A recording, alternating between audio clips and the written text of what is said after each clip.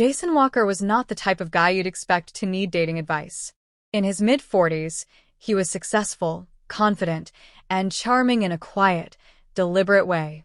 He ran a boutique real estate firm in Dallas, Texas, drove a well-kept black Mercedes, and had a lake house just outside the city where he often spent weekends fishing or sipping coffee as the sun rose over the water. But despite the comforts of his life, there was one area he never quite figured out: connecting with younger women. It wasn't that Jason was creepy or inappropriate, far from it. In fact, he often attracted women in their late 20s and early 30s without even trying. They liked his calm demeanor, his depth, and the way he didn't play games. But when it came to keeping their interest, especially in a world driven by social media trends and unspoken emotional nuances, Jason felt like he was missing something. One Saturday evening, after yet another promising date with a woman named Rachel fizzled into nothing more than polite texts, Jason found himself sitting alone on his porch, scrolling through videos and forums, wondering what he was doing wrong. That's when he stumbled upon a podcast episode titled, "Best Compliments to Give Younger Women. Do This to Get Women to Like You." Normally, Jason would roll his eyes at anything that sounded gimmicky. But something about the host's calm, thoughtful tone made him pause and listen. The episode wasn't about pickup lines. It wasn't about cheesy one-liners or manipulative strategies. Instead, it was about authenticity, how women, especially younger women, respond to compliments that reflect genuine observation rather than shallow flattery. The host, some guy named Tyler Grant, said, "It's not about saying she's beautiful. Every guy says that. It's about seeing something she sees as valuable in herself and acknowledging it." Jason replayed that line twice. The next morning, he found himself thinking about the women he dated in the past 2 years. Emily, who had a passion for restoring vintage furniture, Brooke, who had a laugh that made everyone in the room smile, and Rachel, who had quietly mentored 3 girls in foster care while working full-time as a nurse. Had he ever really complimented those parts of them? He didn't think so. That week, everything changed. On Tuesday, he met a woman named Megan at a local art exhibition. She was in her late 20s, had chestnut brown hair tied into a bun, and was deeply focused on a painting of a woman walking through falling autumn leaves. Jason struck up a conversation, not with a compliment about her looks, but by asking what she thought the woman in the painting was walking toward. She turned to him, her eyes lighting up. "You're the first person who's asked something that specific," she said, a little surprised. Jason smiled. "You seem like someone who notices the quiet details." Megan laughed. "That's probably the nicest thing anyone's ever said to me." The compliment had hit home. Not because it was rehearsed or clever, but because Jason had actually paid attention, not just to her appearance, but to her vibe, her focus, her energy. They ended up talking for 2 hours. Later that week, Jason decided to test this idea even further.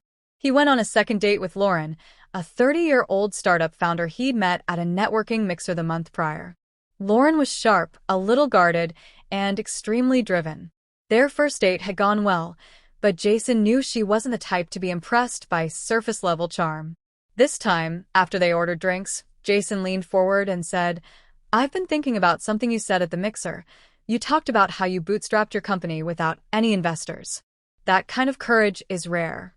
I think a lot of people don't realize what kind of grit that takes." Lauren paused for a second, clearly caught off guard in a good way. "That's wow. Thank you. Most people just ask how much funding I've raised." Jason smiled. "Yeah, but anyone can write a check. Not everyone can build something from scratch." That night, Lauren texted him before he even made it home. "You made me feel really seen tonight. Let's do it again soon." Jason felt like he had finally cracked the code. The secret wasn't grand gestures or pretending to be younger. It was about showing up as himself, while recognizing and appreciating the uniqueness of the women he was with. By the end of the month, Jason had more meaningful conversations than he'd had in the last 2 years combined. Not every one of them led to romance, but every interaction felt authentic, respectful, and mutually fulfilling. The real turning point came when he met Claire. Claire was 28, a documentary filmmaker from Chicago visiting Dallas for a film festival. They met at a local cafe when Jason accidentally took her order at the counter. After laughing it off and offering to pay for her drink, they started talking.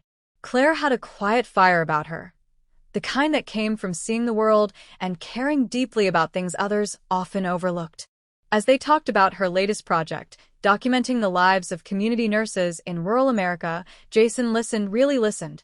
Then he said, "I admire the way you shine a light on people who rarely get noticed. That takes both empathy and guts."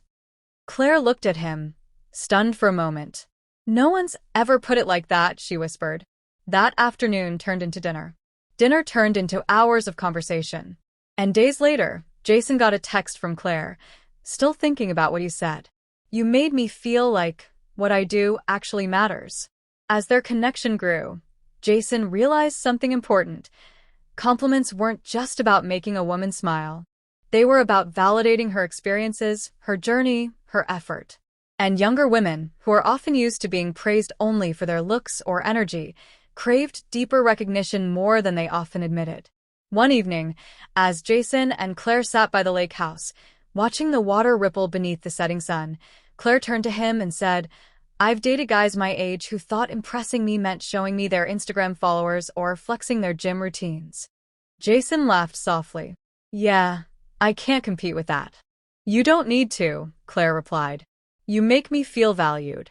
That's something I didn't even know I was missing." Jason felt a warmth in his chest, something real, something earned. The journey hadn't just helped him connect with women, it had helped him grow. He'd gone from feeling like he had to perform to realizing that true attraction comes from presence, attentiveness, and emotional intelligence. Years later, after he and Claire had moved in together and were planning their first documentary collaboration, Jason as producer, Claire as director, he often reflected on that podcast episode. Just one line had changed everything. Don't compliment her like everyone else. Compliment her like you see her. And that was the difference.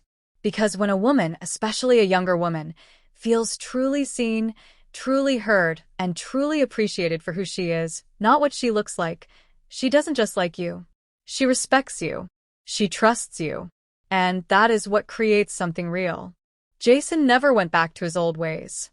He became the guy who noticed the small things, the strengths behind the smiles, the effort behind the confidence. He gave compliments that stuck, that mattered, that made women feel more like themselves than they did before they met him. And in doing so, he found something far more valuable than attraction. He found calm.